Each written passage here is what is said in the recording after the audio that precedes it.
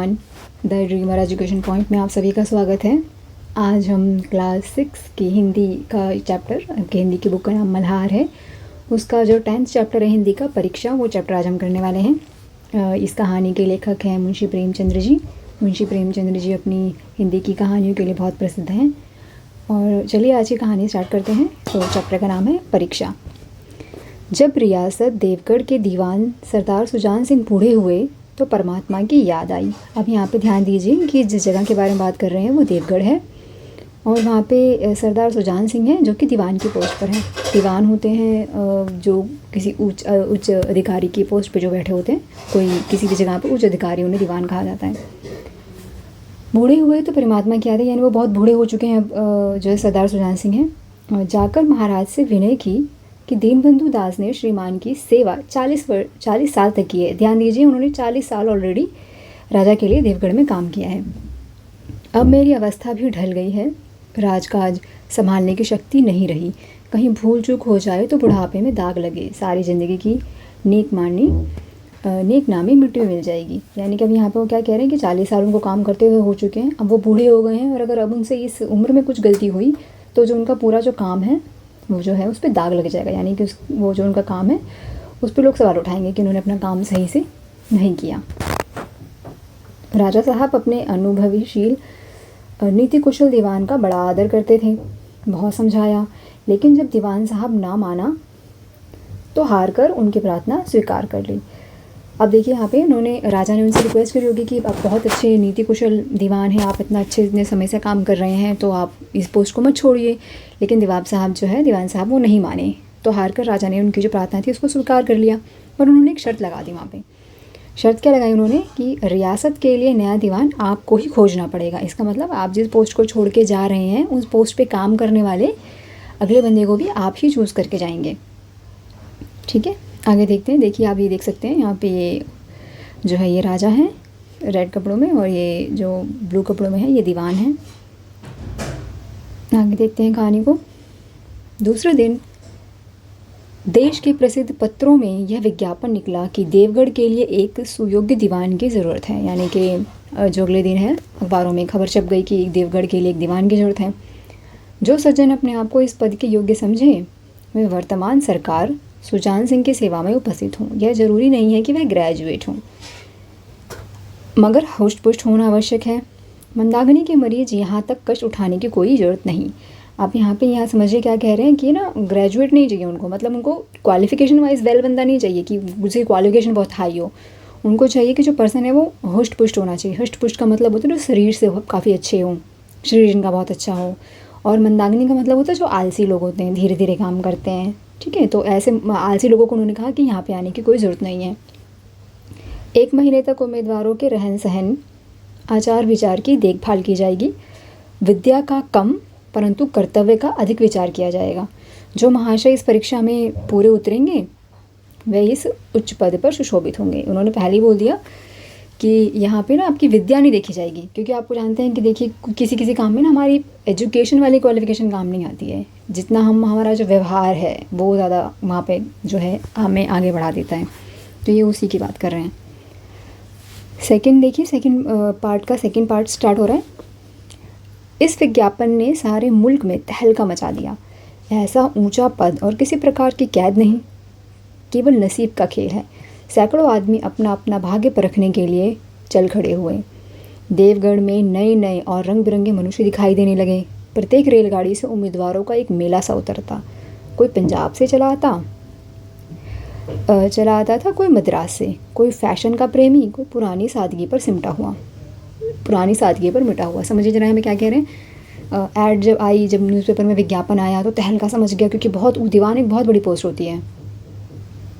तो और किसी टाइप की कैद नहीं थी। इसका मतलब कि आप फ्रीली काम कर सकते हैं, आपको ज़्यादा रिस्ट्रिक्शंस नहीं लगाई गई हैं। और ये नसीब का खेल है। इतने सारे लोग, सैकड़ों लोग वहाँ पर आ रहे हैं, अपना भाग्य परखने के लिए आ रहे हैं। और देवगढ़ में अब नए लोग दिखाई दे रहे थे। नए लोग मतलब अलग अलग जगह से नए लोग आ रहे थे। रेलगाड़ियों में भर भर के लोग आ रहे थे। कोई पंजाब से आ रहा है, कोई मद्रास से आ रहा है, कोई फ़ैशन को अच्छा मानता है, कोई सादगी वाला इंसान है। ठीक है, रंगीन एमा में चोंगे और नाना प्रकार के अंगरखे और कंटोपे देवगढ़ में अपनी सज धज दिखाने लगे। यानी कि लोग जो अलग अलग जगह से आ रहे हैं, अलग अलग कपड़ों में हैं, अलग अलग अंगरखे पहन रखे हैं। अंगरखे मतलब जो बॉडी का पार्ट को कवर करने के लिए होता है। कंटोपे पहन रखे हैं लोगों ने, मतलब बहुत अलग अलग प्रकार के लोग वहाँ पर आ रहे हैं। लेकिन सबसे विशेष संख्या ग्रेजुएटों की थी। उनकी सनद की कैद ना होने पर भी सनद से पर्दा तो ढका रहता है। इसका मतलब ये है कि वो ना, मतलब ग्रेजुएट को इतना उन्होंने बोला भी नहीं था कि सारे ग्रेजुएट को, मतलब वो क्वालिफ़िकेशन एजुकेशन वाली कम देखेंगे, बाकी इंसान कैसा है, उसका तरीका कैसा है लाइफ जीने का, उस पर ज़्यादा ध्यान देंगे। लेकिन फिर भी ग्रेजुएट लोगों ने, बहुत सारे लोगों ने वहाँ पे अप्लाई किया था और बहुत सारे लोग आए भी थे। सरदार सुजान सिंह ने इन महाअनुभवों के आदर सत्कार का बड़ा अच्छा प्रबंध कर दिया था। जो सुजान सिंह जी थे, उन्होंने पूरा सबके आने का, रुकने का सब प्रबंध करवा रखा था। हर एक मनुष्य अपने जीवन को अपनी बुद्धि के अनुसार अच्छे रूप से दिखाने की कोशिश करता था। अब आप जानते हैं कि जब हमें पता होता है कि हाँ हमें कोई नोटिस कर रहा है, तो उस टाइम पे हम अच्छा बिहेवियर करते हैं। ऑब्वियसली अगर आपको पता है कि जैसे हम कभी इंटरव्यू देने के लिए जाते हैं, आप तो बहुत छोटे हैं अभी, लेकिन बड़े में जब आप इंटरव्यू देने जाएंगे ना, तो आप इंटरव्यू के टाइम पर अपना बिल्कुल बेस्ट देने की कोशिश करेंगे, अच्छे से बोलना, कॉन्फिडेंट दिखना। तो यहाँ पे भी जो लोग हैं सब कोशिश कर रहे थे कि वो अपना बिल्कुल जो अच्छा, अपने आप को अच्छे रूप में दिखा सकें। मिस्टर ए जो हैं वो 9 बजे तक सोया करते थे। देखिए एक पर्सन है मिस्टर अ, वो डेली तो 9 बजे सोया करते थे। आजकल वह बगीचे में टहलते हुए उषा का दर्शन करते हैं। मतलब कि जो 9 बजे तक इंसान सोता था, वो आज यहाँ पे दिखाने के लिए क्या कर रहा है, उषा का दर्शन कर रहा है। उषा मतलब वो समय जिस दिन जब सूरज निकल रहा होता है, ठीक है, बहुत 4-5 बजे, 5-6 बजे सूरज निकलता है, तो उस समय की बात कर रहे हैं। मतलब वो इतनी जल्दी उठ जाया करते थे। फिर है मिस्टर द, स और ज से उनके घरों पर नौकरों के नाम में दम था। लेकिन ये सज्जन आजकल आप और जनाब के बगैर नौकरों से बातचीत नहीं करते थे। जो इंसान अपने घर पे नौकरों से ढंग से बात नहीं करता था, नौकरों के नाक में दम करके रखता था, वो आज यहाँ पर आने के बाद आप और जनाब के अलावा बात ही नहीं कर रहा है। मिस्टर ल को किताबों से घृणा थी, परंतु आजकल वे बड़े बड़े ग्रंथ पढ़ने, देखने, पढ़ने में डूबे रहते हैं। अब देखिए मिस्टर ला की बात क्या कर रहे हैं। मिस्टर ला को किताबें बिल्कुल पसंद नहीं थी, पर आजकल वो बड़े बड़े ग्रंथ पढ़ रहे हैं, क्योंकि उनको पता है कोई ना कोई कहीं से देख रहा होगा और वो देखेगा कि अरे ये तो बहुत अच्छी अच्छी किताबें पढ़ रहे थे, ये तो बहुत अच्छे इंसान हैं। जिससे बात कीजिए वह नम्रता और सदाचार का देवता बना मालूम देता था। लोग समझते थे कि 1 महीने की झंझट है, किसी तरह काट लें, कहीं कार्य सिद्ध हो गया तो कौन पूछता है। इसका मतलब कि वो उनको भी पता था कि 1 महीने की बात है, झेल लो, जैसे झेलना है, जैसे करना है कर लो, अपने को जितना अच्छा दिखा सकते हो उतना अच्छा दिखाओ। जब एक बार आपको नौकरी मिल जाएगी तो उसके बाद ये सब चीज़ें इतनी इंपॉर्टेंट नहीं रहेंगी। अभी देख सकते हैं बहुत सारे लोग रंग बिरंगे कपड़ों में यहाँ पर आए हुए हैं। आगे देखते हैं। लेकिन मनुष्यों का वह बूढ़ा जोहरी, ये ध्यान रखिएगा, बूढ़ा जोहरी से कहा गया है। जोहरी होता है जो जौहर, यानी कि जो ज्वेलरीज होती हैं उनको पहचान जाता है कि क्या सही है, कौन सा सोना या चांदी या हीरा जो है वो सही है, कौन सा ख़राब है, तो उसे जोहरी कहा जाता है। लेकिन मनुष्यों का यह बूढ़ा जोहरी आड़ में बैठा हुआ देख रहा था कि इन बगुलों में हंस कहाँ छिपा हुआ है। इसका मतलब कि इन्हीं सब भीड़ में ही सुजान सिंह जी भी थे, और वो ये देख रहे थे कि सारे जो बगुले हैं ना, इनमें हंस कौन है। अब आपको बता देती हूँ, जो बगुले और हंस होते हैं ना, ये दोनों दिखने में सफ़ेद रंग के सेम दिखते हैं, लेकिन अगर बारीकी से ध्यान से देखेंगे ना तो आपको समझ में आएगा कि हंस और बगुला दोनों आपस में बहुत अलग होते हैं। तीसरे इसके हिस्से पर आएंगे। एक दिन नए फैशन वालों को सूझी कि आपस में हॉकी का खेल हो जाए। यह प्रस्ताव हॉकी के मंजे हुए खिलाड़ियों ने पेश किया। यह भी तो आखिर एक विद्या है, इसे क्यों छिपा रखें। संभव है कुछ हाथों की सफाई ही काम कर जाए। चलिए, तय हो गया। फील्ड बन गई, खेल शुरू हो गया और गेंद किसी दफ्तर के अप्रेंटिस की तरह ठोकरें खाने लगी। अब यहाँ पे क्या हुआ, एक दिन की बात बता रहे हैं कि एक दिन ना जो लोग आए थे देवगढ़ में, उन्होंने सोचा कि चलो हॉकी खेला जाए। अब इस हॉकी में जिन लोगों को हॉकी पसंद था, जो उसके खिलाड़ी थे, उन्होंने इस बात को पेश किया और जो हॉकी का गेम है वो वहाँ पे स्टार्ट हो गया। मैदान, फील्ड बनी, खेल शुरू हुआ और गेंद जो है वो दफ्तर के अप्रेंटिस, इसका मतलब है कि जैसे अगर आप किसी सरकारी काम में जाएंगे ना, वो काम जल्दी से होता नहीं है। आपको एक ऑफिस से दूसरे ऑफिस, तीसरे ऑफिस से धक्का खाना पड़ता है। तो जो गेंद है उसे भी इसी तरीके से बताया गया कि वो ऑफिस जैसे धक्का खाता है इंसान ऑफिस में, वैसे ही गेंद धक्का खा रही थी। रियासत देवगढ़ में यह खेल बिल्कुल निराली बात थी। पढ़े लिखे भले मानुस लोग शतरंज और ताश जैसे गंभीर खेल खेलते थे। दौड़ कूद के खेल बच्चों के खेल समझे जाते थे। तो पुराने समय में भी जो बड़े बूढ़े लोग होते थे वो लोग ऐसे आराम से शांत बैठ के कहीं पे खेलना है ऐसे गेम खेला करते थे, जैसे कि ताश हो गया, शतरंज हो गया, भाग भाग के जो गेम खेले जाते हैं ना वो बच्चों के खेल समझे जाते थे। तो यहाँ पे उसी सोच की बात की जा रही है। आगे देखिए, ये हॉकी का जो है पूरा मैच चल रहा है। यहाँ पे खेल बड़े उत्साह से जारी था। धावे के लोग जब गेंद को लेकर तेजी से उड़ते तो ऐसा जान पड़ता था कि कोई लहर बढ़ती चली आती है, लेकिन दूसरी ओर के खिलाड़ी इस बढ़ती हुई लहर को इस तरह रोक लेते जैसे मानो लोहे की दीवार है। दो टीम के अंदर मैच हो रहा है। आप जानते हैं कि हॉकी में ये पूरा दो टीम होती है, इधर की टीम को इधर गोल करना होता है और इधर की टीम को दूसरी साइड में गोल करना होता है। तो एक टीम जो है वो गेंद लेके आगे बढ़ रही है तो दूसरी टीम उसको रोकने की कोशिश कर रही है, ठीक है, इसलिए उसको लोहे की दीवार कहा गया है। आगे देखिए, संध्या तक यही धूमधाम रही। लोग पसीने से तर हो गए, खून की गर्मी आंखों और चेहरों से झलक रही थी। हाँफते हाँफते बेदम हो गए, लेकिन हार जीत का निर्णय ना हो सका। तो दोपहर वो सुबह से ही खेलना उन्होंने शुरू किया, अब शाम हो चुकी थी, लोग बिल्कुल पसीने में तरबतर हो गए थे, यानी बहुत पसीना आ रहा था उन लोगों को, और वो पसीना है उनकी आंखों से उनके चेहरे से टपक रहा था। लोग हाँफ भी रहे थे और हार जीत का निर्णय नहीं हो पाया क्योंकि दोनों ही टीम ने सेम स्कोरिंग करी थी। आगे देखिए, अंधेरा हो गया था। इस मैदान से ज़रा दूर हटकर एक नाला था, उस पर कोई पुल ना था। पथिकों को नाले में से चलकर आना पड़ता था। खेल अभी बंद ही हुआ था और खिलाड़ी लोग बैठे दम ले रहे थे कि एक किसान अनाज से भरी हुई गाड़ी लिए उस नाले में आया। आप देख सकते हैं यहाँ पे, ये है ये नाला, दोनों तरफ देख सकते हैं आप, दोनों तरफ जगह है और बीच में ये पूरा ये रास्ता टूटा हुआ है और ये नाला है। कोई पुल नहीं है इसके ऊपर, इस गाड़ी को ले जाने के लिए कोई पुल नहीं है यहाँ पे, कोई जो पुल टाइप होता है वो टूटा हुआ है, ऐसा कोई पुल यहाँ पे बना नहीं है। चलिए स्टोरी पे वापस चलते हैं। लेकिन कुछ तो नाले में कीचड़ था और कुछ उसकी चढ़ाई इतनी ऊंची थी कि गाड़ी ऊपर ना चढ़ सकती थी। मतलब जो है जो किसान अनाज से भरी हुई गाड़ी लेके जा रहा था और उसका जो गाड़ी का पहिया है वो वहीं पे धंस गया था। नाले में कीचड़ भी था, ऊंचाई बहुत ज़्यादा थी, गाड़ी जो थी ऊपर चढ़ नहीं पा रही थी। कभी बैलों को ललकारता, कभी पहिए को हाथ से ढकेलता, लेकिन बोझ अधिक था और बैल कमज़ोर, जो बैल थे वो कमज़ोर थे और बोझ बहुत सारा लगा हुआ था उस गाड़ी के ऊपर। गाड़ी ऊपर को ना चढ़ती और चढ़ती भी तो कुछ दूर चढ़कर फिर खिसक कर नीचे पहुंच जाती। मतलब अगर हल्की फुल्की गाड़ी ऊपर चढ़ भी रही थी तो वापस वो नीचे ही पीछे चली जा रही थी। किसान बार बार जोर लगाता और बार बार झुंझलाकर बैलों को मारता, लेकिन गाड़ी उभरने का नाम न लेती। बेचारा इधर उधर निराश होकर ताकता, मगर वहाँ कोई सहायक नजर ना आता। गाड़ी को अकेले छोड़कर कहीं जा भी नहीं सकता, बड़ी आपत्ति में फंसा हुआ था। तो मतलब वो परेशान थे, वो जो वहाँ पे किसान था वो बहुत परेशान था, गाड़ी वो कैसे ऊपर लेके जाए। इसी बीच खिलाड़ी हाथ में डंडे लिए घूमते घामते उधर से निकले। यानी आप समझ रहे हैं, हमने जाना भी था कि वहीं पे पास में ही जो है हॉकी के खेल का मैदान था। अब ये सब लोग वहाँ से निकलकर आगे जा रहे हैं। किसान ने उनकी तरफ सहमी हुई आंखों से देखा, परंतु किसी से मदद मांगने का साहस न हुआ। उन्होंने उनकी आंखों, मतलब जो किसान थे उन्होंने देखा उन लोगों को, भाई कोई तो मेरी मदद कर दे, लेकिन किसी ने उनकी मदद वहाँ पे नहीं की।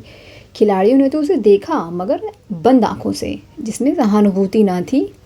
मतलब खिलाड़ी देख तो रहे हैं लेकिन महसूस नहीं कर रहे कि हाँ भाई ये परेशान है बंदा, इसको थोड़ा सा इसको हेल्प की नीड है, ठीक है। वो देख रहे हैं और आगे चले जा रहे हैं। उनमें क्या था, उनमें स्वार्थ था, मद यानी कि घमंड जिसे कहते हैं, मगर उदारता और वात्सल्य का नाम नहीं था। उदारता मतलब जब आप किसी की हेल्प करने के लिए रेडी रहते हो उसे उदारता कहते हैं। तो उदारता और वात्सल्य, प्रेम की भावना, ये सब उनमें कुछ भी नहीं था। चौथे सेक्शन में देखते हैं। लेकिन उसी समूह में एक ऐसा मनुष्य था जिसके हृदय में दया थी और साहस था। आज हॉकी खेलते हुए उसके पैरों में चोट लग गई थी, लंगड़ाता हुआ धीरे धीरे चला आता था। अकस्मात उसकी निगाह गाड़ी पर पड़ी, ठिठक गया।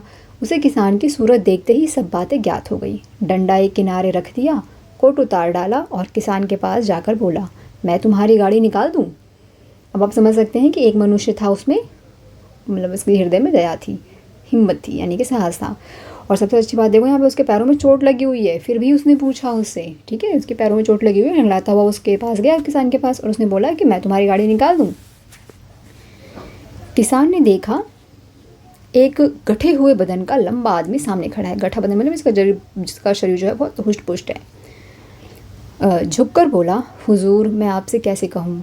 युवक ने कहा, मालूम होता है तुम यहाँ बड़ी देर से फंसे हो। अच्छा तुम गाड़ी पर जाकर बैलों को साधो, मैं पहियों को ढकेलता हूँ।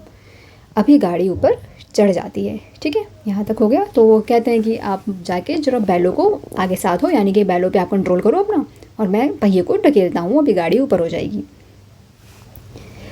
किसान गाड़ी पर जा बैठा। युवक ने पहिए को जोर लगाकर उकसाया। कीचड़ बहुत ज़्यादा था, वह घुटने तक ज़मीन में गड़ गया। अब देखिए उसके पैरों में चोट भी लगी है और वो उसको पहिए को धक्का भी दे रहा है और वो कीचड़ में गया हुआ है और घुटनों तक उससे कीचड़ जो है, जो नवयुवक है, नवयुवक का अभी तक नाम नहीं बताया गया है, वो जो है घुटनों तक कीचड़ में फंस गया है।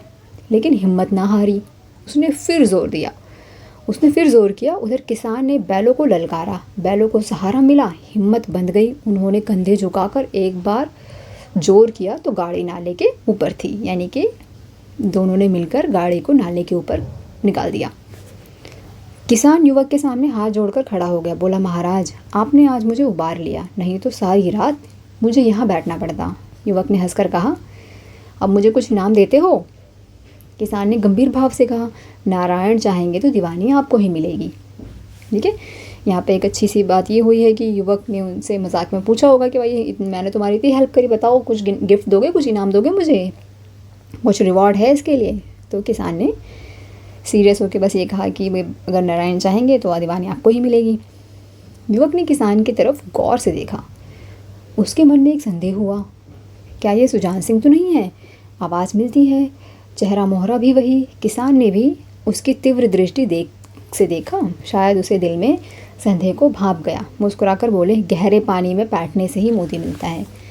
इसका मतलब ये है कि यहाँ पे दोनों को ही हल्का फुल्का अंदाज़ा हो गया है कि ये जो किसान है ये कोई आम इंसान तो नहीं है। जिस तरीके से इसने मुझसे बात कही है, हो सकता है कि ये सुजान सिंह ही हो।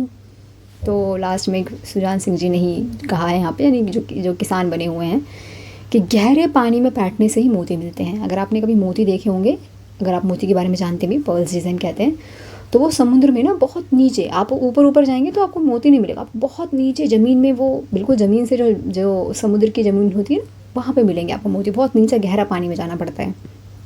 यानी कि कहने का मतलब ये है कि अगर कुछ अमूल्य चीज़ आपको चाहिए तो वो ऐसे आसानी से नहीं मिलेगी। आगे देखिए, लास्ट सेक्शन है चैप्टर का। निदान महीना पूरा हुआ, चुनाव का दिन आ पहुँचा, यानी कि वो जो पूरा महीना था सिलेक्शन का वो कंप्लीट हो गया और अब चुनाव का दिन आ गया है। उम्मीदवार लोग प्रातःकाल से ही अपनी किस्मत का फैसला सुनने के लिए उत्सुक थे। दिन काटना पहाड़ हो गया। प्रत्येक के चेहरे पर आशा निराशा के रंग आते। नहीं मालूम आज किसके नसीब जागेंगे, न जाने किस पर लक्ष्मी कृपा दृष्टि होगी। यानी कि महीना पूरा हो गया, आज रिज़ल्ट का दिन है, आज किसी का सिलेक्शन हो जाएगा। सारे लोग वहाँ पे सुबह सुबह खड़े हैं, अपनी किस्मत का वेट कर रहे हैं कि भाई किसकी किस्मत जगेगी, किसकी किस्मत में कुछ नहीं आएगा। संध्या समय राजा साहब का दरबार सजाया गया। अब अनाउंसमेंट तो राजा के सामने होगी, वहाँ पे पूरा दरबार सजाया गया। शहर के रईस और धनाढ्य लोग आए वहाँ पे, राज्य के कर्मचारी आए, दरबारी आए, दीवानी के उम्मीदवारों का समूह आया जो लोग पार्ट लेने वाले थे। सब रंग बिरंगे सज धज बनाए दरबार में आ विराजे। उम्मीदवारों के कलेजे धड़क रहे थे, मतलब सब लोग, आप ही होते ना, आपका रिजल्ट आने वाला होता है तो आप बड़े एक्साइटेड होते हो, यार क्या रिजल्ट आएगा, क्या रिजल्ट आएगा। तो यहाँ पे जो उम्मीदवार थे वो भी, उनका जो दिल है वो धड़क रहा था कि कैसा रिजल्ट आएगा। जब सरदार सुजान सिंह ने खड़े होकर कहा, मेरी दीवानी के उम्मीदवार महाशयों, मैंने आप लोगों को जो कष्ट दिया है उसके लिए मुझे क्षमा कीजिए। यानी कि वो वापस क्या कह रहे हैं कि आप 1 महीने तक यहाँ रहे, आपने बहुत कुछ अच्छा दिखने का करने का प्रयास किया और उसकी वजह से आपको जो भी तकलीफ़ हुई उसके लिए मैं आपसे क्षमा मांगता हूँ। इस पद के लिए ऐसे पुरुष की आवश्यकता थी जिसके हृदय में दया हो और साथ साथ आत्मबल। हृदय वह जो उदार हो, आत्मबल वह जो आपत्ति में वीरता के साथ सामना करे। और इस रियासत के सौभाग्य से हमें ऐसा पुरुष मिल गया है। समझिए, देखो डिमांड क्या थी उनकी डिमांड बस 2 थी कि इस पद के लिए हमें ऐसा पुरुष चाहिए। या आप हाईलाइटेड कर सकते हैं, बहुत इंपॉर्टेंट टॉपिक है ये, मैं इनको हाईलाइट कर देती हूँ रेड कलर से। देखिए,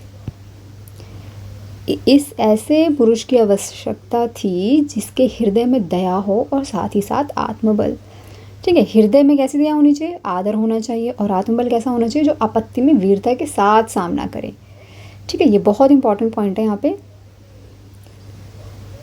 ऐसे गुण वाले ऐसे गुण वाले संसार में कम है, मतलब इतनी अच्छी क्वालिटी वाले लोग संसार में जो है वो कम हैं। और जो हैं वह कीर्ति और मान के शिखर पर बैठे हुए हैं। और जो लोग हैं भी इतने, मतलब जो लोगों के अंदर इतनी अच्छी क्वालिटी है भी, उनके अंदर एटीट्यूड बहुत है। ठीक है, उनके अंदर घमंड बहुत है, ये बताया गया उन्होंने। उन पर हमारी पहुंच नहीं। मैं रियासत के पंडित जानकीनाथ सा को दीवानी पानी पर बधाई देता हूँ। अब समझिए ज़रा क्या कहना चाह रहे हैं यहाँ पे। यहाँ पे कहना चाह रहे हैं कि जिस इंसान का सिलेक्शन हुआ है ना, वो उनका नाम है पंडित जानकीनाथ सा। ठीक है, पंडित जानकीनाथ शाह जो है उनका ही यहाँ पे सिलेक्शन हो गया है। यानी जिस पर्सन ने किसान की सहायता करी थी उनका नाम जानकीनाथ था। लास्ट पैरा देखते हैं। रियासत के कर्मचारियों और रईसों ने जानकीनाथ की तरफ देखा। उम्मीदवार दल की आंखें उधर उठीं, मगर उन आंखों में सत्कार था और उन आंखों में ईर्ष्या। आगे इस चैप्टर में सवाल भी दिया हुआ है कि किन की आंखों में सत्कार था और किन की आंखों में ईर्ष्या। समझिए, जो सत्कार था ना वो रियासत के कर्मचारियों के आंखों में था। ठीक है, रियासत के जो कर्मचारी थे वो इनको सत्कार से देख रहे थे, और जो उम्मीदवार दल थे ना वो ईर्ष्या से देख रहे थे। मतलब ईर्ष्या का मतलब होता है जलन की, अरे हम भी तो उसी ही काम के लिए आए थे, हमें तो नहीं सिलेक्ट किया, इसे तो सिलेक्ट कर लिया, क्यों सिलेक्ट कर लिया। तो वो ईर्ष्या, जलन जिसे कहते हैं, वो भावना थी उनकी आंखों में। सरदार साहब ने फिर फरमाया, आप लोगों को यह स्वीकार करने में कोई आपत्ति न होगी कि जो पुरुष स्वयं जख्मी होकर भी एक गरीब किसान की भरी हुई गाड़ी को दलदल से निकालकर नाले के ऊपर चढ़ा दे, उसके हृदय में साहस, आत्मबल और उदारता का वास है। ऐसा आदमी गरीबों को कभी नहीं सताएगा, कभी ना सतावेगा। उसका संकल्प दृढ़ है। जो उसके चित्त को स्थिर रखेगा वह चाहे धोखा खा जाए परंतु दया और धर्म से कभी ना हटेगा। यानी वो क्या कह रहे हैं कि ये जो व्यक्ति है, उन्होंने कहा कि ये जो व्यक्ति है ये एक जख्मी था, जख्मी होकर भी इसने किसान की सहायता करी। इससे हम समझ सकते हैं कि उसके हृदय में साहस भी है और आत्मबल भी है। साहस है, आत्मबल है और उदारता है। और ऐसा आदमी जो है वो कभी भी किसी को सताएगा नहीं, अपने लोगों की अच्छे से देखभाल करेगा, उनको कभी धोखा नहीं देगा। अगर कभी कोई उनको धोखा दे भी दे तो उसके बदले में वो हमेशा दया और धर्म का रास्ता कभी भी नहीं छोड़ेंगे। इसलिए जो यहाँ पे जानकीनाथ हैं वो बेस्ट दीवान हैं उस जगह के लिए। अंत में एक बार लेखक से परिचय ले लेते हैं। ये मुंशी प्रेमचंद्र जी हैं, उन्होंने ये कहानी लिखी है और हिंदी के एक महान लेखक है ये, और कथा सम्राट के नाम से इनको प्रसिद्ध। प्रेमचंद्र का वास्तविक नाम धनपत राय है। देखिए समझ जाइए, इनका नाम धनपत राय था और इन्होंने जब अपना लिखना शुरू किया तो अपना नाम इन्होंने प्रेमचंद्र रखा। उन्होंने समाज सुधार और राष्ट्र भावना से ओतपोत कई कहानियाँ और उपन्यास लिखे। उनकी अनेक कहानियाँ जैसे ईदगाह, बड़े भाई साहब, गुल्ली डंडा, दो बैलों की कथा आदि बड़ों और बच्चों के बीच बहुत पढ़ी और सराही गई हैं। ये कुछ कहानियाँ हैं, आप आगे जो क्लास में जाएंगे तो आपको इनमें से बहुत सारी कहानियाँ देखने को, पढ़ने को मिलेंगी। तो आज के इस चैप्टर में बस इतना ही। नेक्स्ट में मैं एक और अच्छी कोई चैप्टर लेके आऊँगी और हम सब आगे फिर और स्टडी करेंगे। तब तक अगर आपको ये चैप्टर अच्छे से समझ में आया हो, आपको लैंग्वेज ठीक लगी हो, तो इस चैनल को लाइक एंड सब्सक्राइब करें और अपने दोस्तों के साथ शेयर कीजिए। मैं जल्दी क्लास 6 के किसी नई चैप्टर के साथ वापस आऊँगी। तब तक हैप्पी रहिए और पढ़ते रहिए। Thank you so much for watching.